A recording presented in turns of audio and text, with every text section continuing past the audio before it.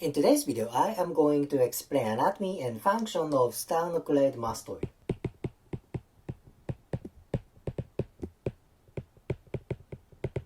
Sternocleidomastoid, it is neck muscle. It is on anterior part and kind of a lateral part and posterior part of head. Let me explain origin and insertion first. Origin is actually two parts, this part and this part. It attaches to sternum. Sternum, particularly on superior part. Okay. Then next one is here. This is clavicle. That is why this is sternocleidomastoid. Sterno indicates sternum.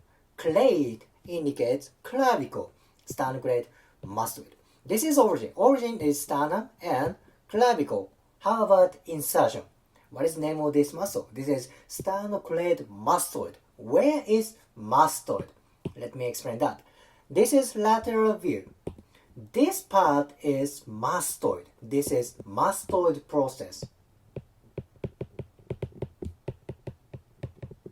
Okay, mastoid process. It is on lateral part of head. Okay, then look at its fiber. It's here and it goes slightly posterior. This line, do you see this? This is nuchal line. But where is nuchal line exactly? It is part of occiput. Oh my gosh, its name is sternocleidomastoid. Yeah, sternum, clavicle, and mastoid. But its name doesn't have occiput. Important thing is sternocleidomastoid attaches to occiput. This is very important thing because muscles around occiput are important for headache and neck pain because naturally occipital area easily gets head trauma such as car accident, whiplash, sports trauma, martial arts trauma. Many physical trauma happens here. Of course, sternocleidomastoid can get damage from physical trauma. Very important to know. Anyway, origin is sternum and clavicle. Insertion is mastoid process plus nuchal line, which is part of occiput. This is origin and insertion of sternocleidomastoid. Let me explain its function. This is anterior view. Again, this is sternocleidomastoid. This is right side sternocleidomastoid. Of course, there is left side. What happens if one side contracts? That brings neck to this direction. This is side bend. Okay, when right side sternocleidomastoid contracts, that brings neck to right side. Okay, this is ipsilateral. Same side means ipsilateral in anatomical terminology. Ipsilateral means same side. Why am I talking about that? Because rotation is kind of tricky. When right side sternocleidomastoid contracts, that brings neck to left rotation. Okay, left rotation. Right side contraction brings neck to left side. Oh my gosh, it's kind of opposite direction, right?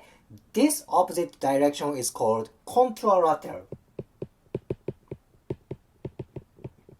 So rotation for opposite direction. This is contralateral rotation.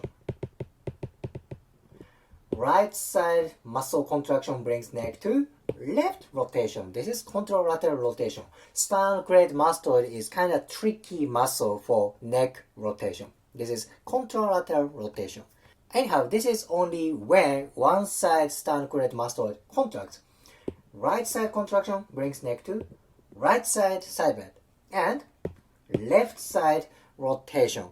How about when both sides of sternocleidomastoid contract? Let me talk about that.